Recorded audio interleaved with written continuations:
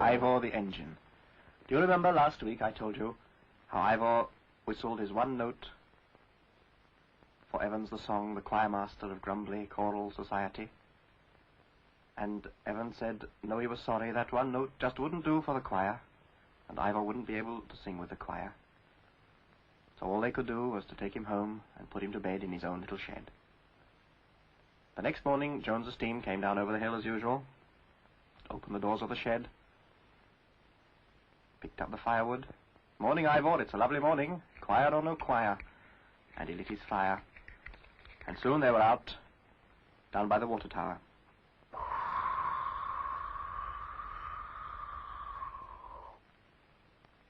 Filled up Ivor's tank,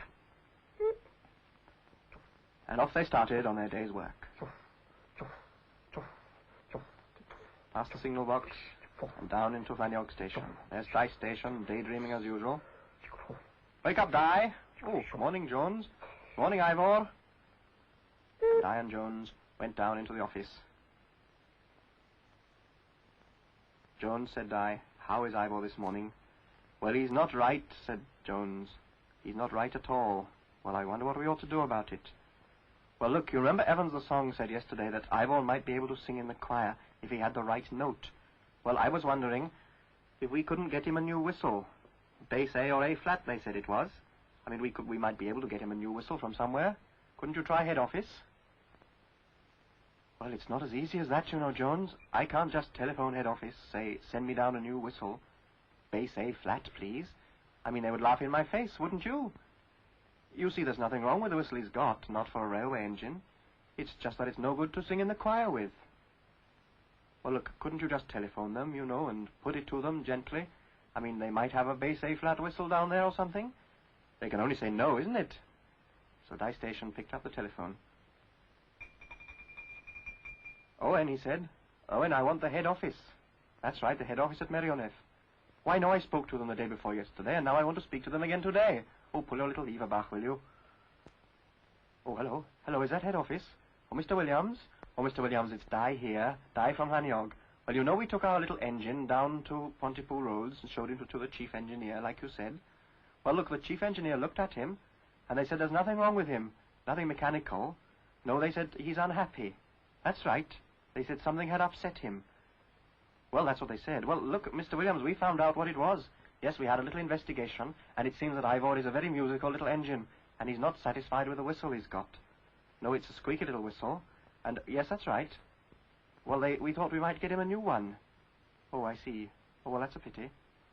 Oh, yes, well, we might. Yes, I suppose. Well, that would be a help. Oh, thank you, Mr. Williams. Yes, we'll try that. Well, I suppose we'll... Yes, I see. Well, bye-bye, Mr. Williams. What did he say, Di?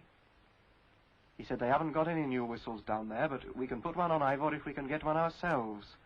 And we can spend £2.10 of the company's money on what we can get for the old whistle. So we've got to find him a new whistle ourselves, you see. Tell you what.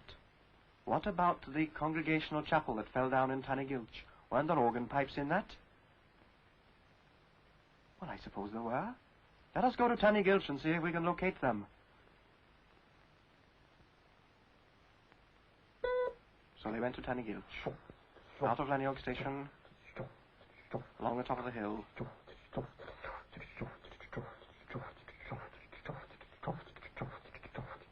And down to Llantisilly station.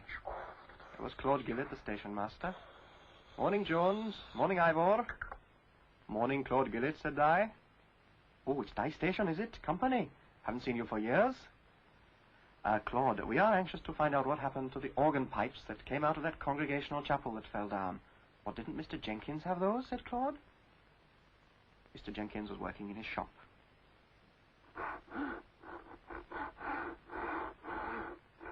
Oh. Di station from Llantisilly, isn't it? Well, what can I do for you, Di? Well, Mr. Jenkins, we are trying to locate the organ pipes that came out of the congregational chapel that fell down, oh, must be 2 years ago, wasn't it? We understood you had them. Well, so I did, yes. I had those organ pipes. But I disposed of them. Mr. Minim, the organ builder from Abu Dhabi, gave me a price for them. What do you want organ pipes for, anyway? Well, there's reasons, you see, Mr. Jenkins. Our little engine, well, he's musically inclined, and he fancied a bass note, and we thought we might put an organ pipe in place of his whistle. It's steam organ pipes, you won't die. Ordinary organ pipes would be as big as Ivor himself. Now let me think. They stood while Mr. Jenkins thought. I'll tell you what he said. Morgan the roundabout is here this week, and I heard him say down the club yesterday that he'd got a gramophone to go in his roundabout in place of the old steam organ he used to have. Well, supposing he's still got the bits of steam organ, let's go and see Mr. Morgan, shall we? So they went down behind the schoolhouse to where Mr. Morgan was setting up his roundabout. Oh, a deputation, is it? Well, just a minute, gentlemen. I'll put this thing down. Well, now, what can I do for you? Well, it's these gentlemen from the railway, said Mr. Jenkins. They are anxious to obtain some steam organ pipes. You see, they have a little engine that is musically inclined, and they rather fancied to put a steam organ pipe on in place of his whistle. And since you said you had got a gramophone, well, I wondered if you... Oh, it's a sad thing to break up an organ just to make train whistles, Mr. Jenkins. Well, my wife's uncle, that's Evans the Song, he's choir master at Grumbly, and he says that Ivor can sing in the choir if he's got the right notes, you see. Well, that's different, isn't it? I thought my old organ would never sing again now we've got that nasty gramophone. But if it's going in the Grumbly and District Choral, that's different. You can have it, gentlemen. You can have £2.10 on the old whistle, Mr. Morgan. You can have it for nothing and keep your old whistle. I'm glad to find a home for it. There it is, gentlemen. There's the old organ off my roundabout.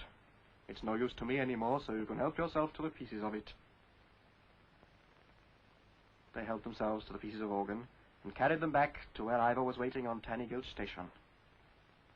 Mr. Morgan came with them and spoke to the locomotive. Ivor, he said, I have brought you a present. I have brought you the organ off of my roundabout. It was a good organ, and it cost me a lot of money 70 years ago, and I'm fond of it. So look after it, blow it gentle, and God bless you. Mr. Morgan wiped away a tear. Well, come on, we're a bit late, said Di. Get moving. Bye, thy Claude, then. And back they went, out of Tannygilch Station. And into Llantisilly. Well, there we are then, said Jones. We're home. Well, look, Jones, you better go down the town and see if you can find Mog the plumber. He might be able to help us fit the pipes on. So Jones went down the town, and I Station looked at the bits of pipe. Well, I don't know what to make of that at all. Oh, Mog! Oh, that was quick. Look, have a look at these, would you? What do you make of those? They're steam organ pipes, aren't they? Yes, we thought of putting them in place of Ivor's whistle. Well, I don't know about that. That wouldn't be too easy, you know. That's high-pressure copper flange steam piping.